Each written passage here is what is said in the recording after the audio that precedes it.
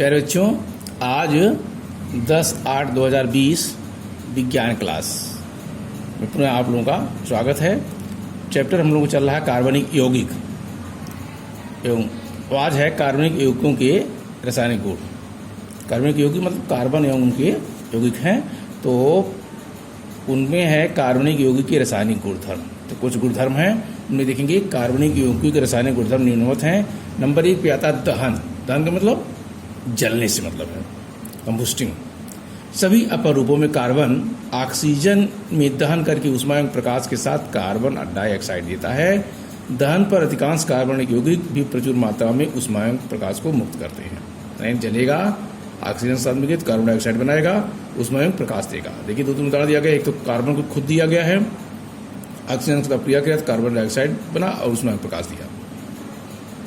Methane भी oxygen की उपस्थिति में जब जलेगा तो कार्बन डाइऑक्साइड, जल और ऊष्मा प्रकाश।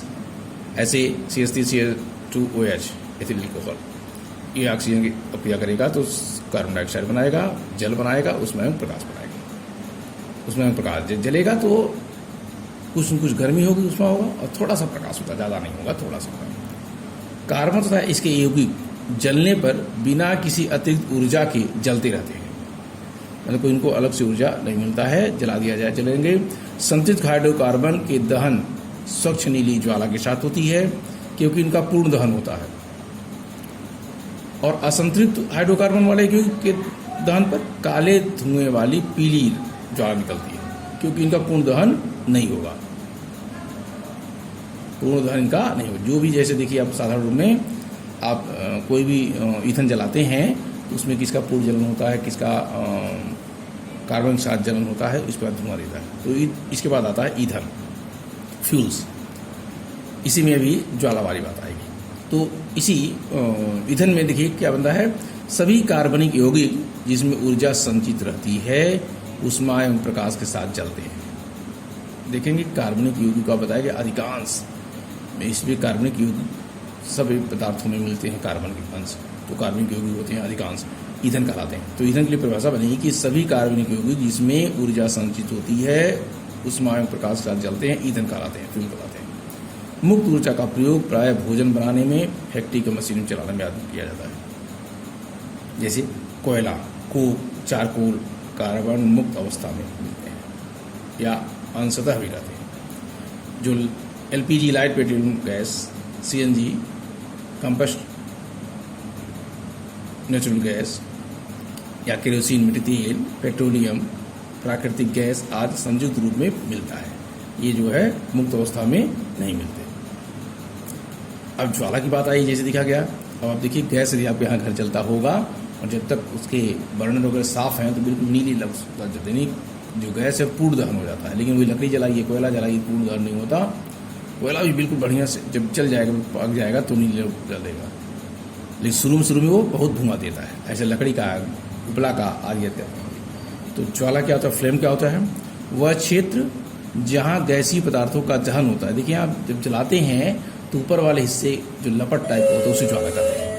तो जहाँ गैसीय क्षेत्र का, क्योंकि सभी पदार्थ धीरे धीरे गैस बन जाते हैं और जलेंगे तब वो प्रकाश देंगे, तो वह क्षेत्र जहाँ गैसीय पदार्थों का दहन होता है ज्वाला कहता है। ऑक्सीजन की मात्रा व ईंधन के दहन के आधार पर ज्वाला दो प्रकार की होती है। ऑक्सीजन की मात्रा और ईंधन का दहन कैसा हो रहा है, इस दो प्रकार के होते हैं। कौन कौन होंगे, ये तो नीली या अदीप्त ज्वाला, जिसमें नीली ज्वाला की पर्याप्त ऑक्सीजन की उपस्थिति में ईंधन का पूर्ण दहन होता है, जिसमें नीली ज्वाला उत्पन्न होती है परंतु प्रकाश उत्पन्न नहीं होता।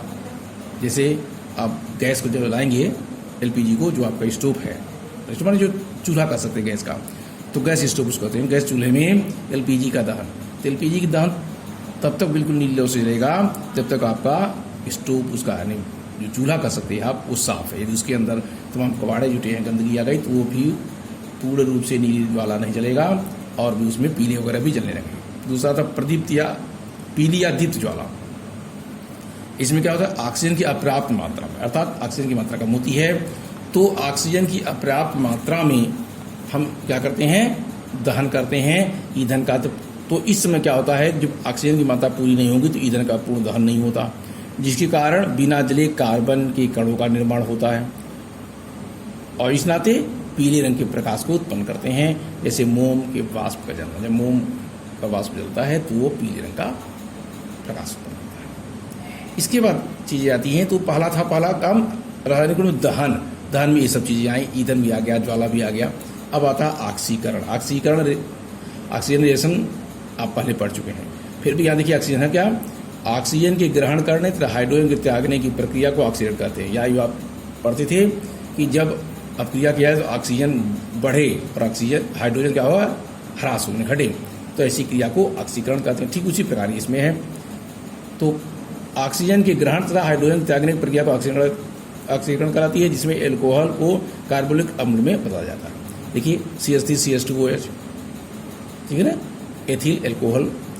अब यहाँ देखिए KMnO4 उष्मा मैंने पोटेशियम परमैंगनेट और उष्मा मैंने गर्म करेंगे, ये उत्प्रेरक का काम करती है।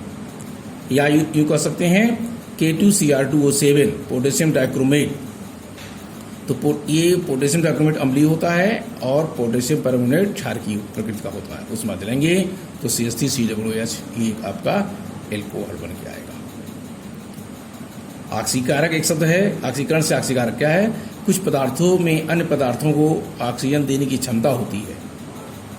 कुछ पदार्थों में अन्य पदार्थों को ऑक्सीजन देने की क्षमता होती है, इन पदार्थों को ऑक्सीकारक ऑक्सीकारक कहा जाता है। यानी ऑक्सीजन जब दे पाएंगे तभी वही ऑक्सीकारक कहलाएंगे। उदाहरण में पोटेशियम परमैंगनेट, ये पोटेशियम परमैंगनेट K2MnO4 और अम्लीय पोटेशियम डाइक्रोमेट, ये जो अम्लीय पोटेशियम डाइक्रोमेट सूत्र होता है K2Cr2O7 को अम्लों में ऑक्सीकृत करते हैं, ये अम्ल बना दिया। अतः ये आरंभिक पदार्थ में ऑक्सीजन जोड़ते हैं, अतः इनको ऑक्सीकारक कहलाते। किसको, क्षार की प्रकृति है K2MnO4 या पोटेशियम परमैंगनेट KMnO4 होता है, या K2Cr2O7 पोटेशियम डाइक्रोमेट, ये कहलाते हैं ऑक्सीकारक। अर्थात ये ऑक्सीजन देते हैं। देखिए यहाँ देखेंगे आप, एक ऑक्सीजन आपको दिख रहा है, लेकिन यहाँ दो ऑक्सीजन, अर्थात ऑक्सीजन यहाँ जुड़ गया तो ऑक्सीकरण हो गया। इसके बाद नाम आता है योगात्मक एडिशन रिएक्शन। जैसे नाम है योगात्मक जुड़ने का, तो अक्रिया जिसमें अभिकर्मक का पदार्थ में किसी छोटे अणु के त्याग के बिना ही पूर्णतया योग हो जाता है, योगात्मक अक्रिया कहलाती है। जैसे वनस्पति तेल का हाइड्रोजनीकरण करते हैं तो निकिल की उपस्थिति में आप प्लेटिनम की उपस्थिति में हाइड्रोजन जुड़ता है। तो देखिए ये सूत्र बनाया गया है RRC double bond carbon R। ये जो है R क्या है, ये वनस्पति तेलों के लिए उदाहरण है। तो जब निकिल या प्लेटिनम की उपस्थिति में हाइड्रोजन का जुड़ा होगा, यानी हाइड्रोजन की बरसात करते हैं, तो ये जो R है, देखिए यहाँ कितने R हैं, 4, लेकिन यहाँ कितने हैं, 1। तो क्या होंगे, ये हाइड्रोजन इनको रिप्लेस करके हाइड्रोजनीकरण हो जाता है और तब फिर वो वनस्पति घी बन जाता है। तो वनस्पति तेलों का हाइड्रोजनीकरण करके वनस्पति घी बनाया जाता है। तो होगा योगात्मक। अब आता है प्रतिस्थापन। प्रतिस्थापन माने एक को हटा दिया जाए और उसके जगह पे दूसरा आ जाए, ये प्रतिस्थापन। ये क्रियाएं भी हम लोग थोड़ा पहले पढ़ चुके हैं। तो प्रतिस्थापन क्या होता है भाई, कि संतृप्त हाइड्रोकार्बन अत्यधिक अनभिकृत होते, माने अपक्रिया नहीं करते। क्यों, कि उनका एक एक बांड से, सिंगल बांड से ही उनका जो अष्टक है वो पूर्ण हो जाता है।